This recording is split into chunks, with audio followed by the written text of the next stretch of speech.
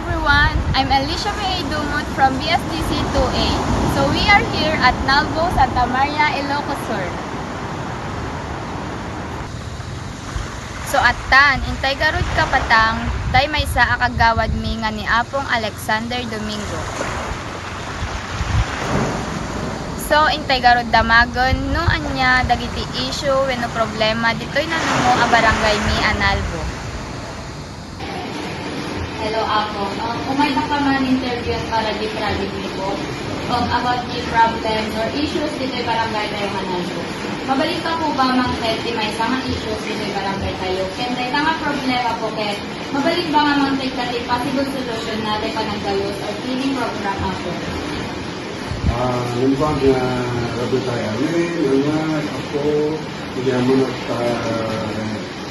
nakaunay tayo kanya na may conduct kung tawag ito mga marutod can we explain to my son ano naman manuman issue to barangay tinsumbat ko about building program to barangay may isang paano tayo na importante to barangay parang daldalos arubaya to balay parang daldalos to barangay plaza tayo parang daldalos to barangay road cleaning tayo to whole barangay kaya tayo may isang issue yung uraan naman na barangay na lugar masabong na nadalos yung piabit mo tatlong makuha tayo maiwasan tayo dito sa sakit tanong na rubik-tabit mo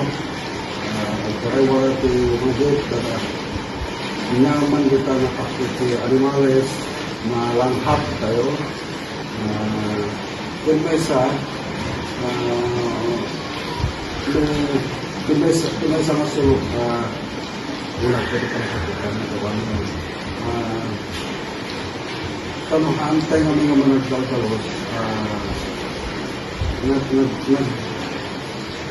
paglalo dati barangay ito along the seashore tourist spot nakababay talaga ito dumating mga umalikits doon bakit talaga nakaragot tuloy along the shore tayo kada kalsada tayo nakababayin so nga ito ay namakit na possible answer na rin masapo na kami ng barangay official ito yung mga unang na manilungalong ito sa kaldalos haan lang ng kalsada kada plaza pure para ito shoreline ito along the shoreline kita ko talaga sa buti wala naman na mabakbate dito kay kansangay dito na isa ko tapos basta ma-maintain yung cleanliness sa barangay tayo nagtuntas dito na isang lugar nadalos so nga naman tayo nag-rigat na patungpal 100% ko man mabalbalin kaamutan mo tayo na naglabas ko na talaga nakurang ito tayo ito amin-amin na kanuro dito timatututuloy na ay magdalaw sa pagkaan dito kaya agad yung lugar ng hasta kami na sinalagyo sa tao mag-survey o ikapuha putis dito ikapuha tanot dito talaan ko makaramas rin ang dalaw yun dito sa kaluwaran na senior man at yung mga partisipasyon o nag-exercise sa simbaan naglalaro ito yung mga katoliko nakakatuta makipag-participate na kumalit kalinisan ng barangay kalinisan ng isang lugar kasi napaka-importante yan para sa ating kalusugan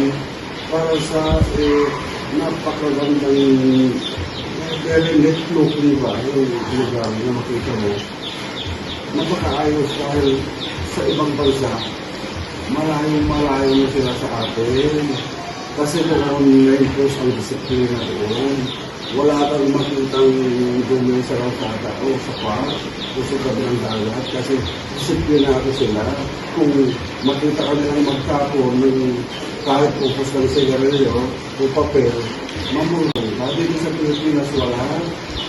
Kaya yun ang problema. Kaya dapat palitan ang sistema. Kailangan reforma. Sabi ni Presidente Duterte, reforma, pagbabago at pagkakaisa. Paano natin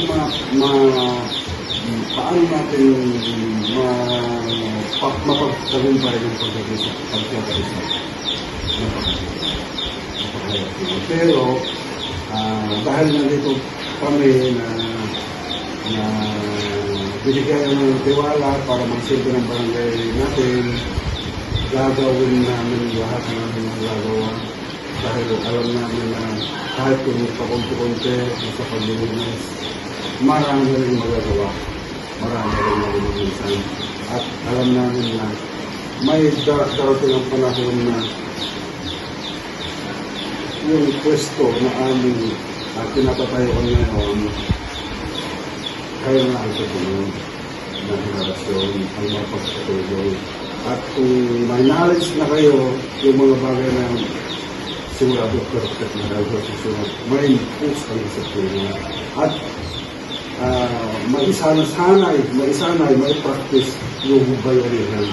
Bawat isang lumugar sa barangay ito. Maging senior ka man o kabataan, lalong-lalo na sa inyong mga kabataan, dapat mag-operasyon kayo, mayroong knowledge, pagmamalasal sa barangay natin, tungkol sa kalinisan. Amen! Okay. Thank you, Apong, dahil panangtay mo ti issue and solution. Thank you, pati oras mo. Okay, thank you much. Thank you so much. Dahil na ako dito sa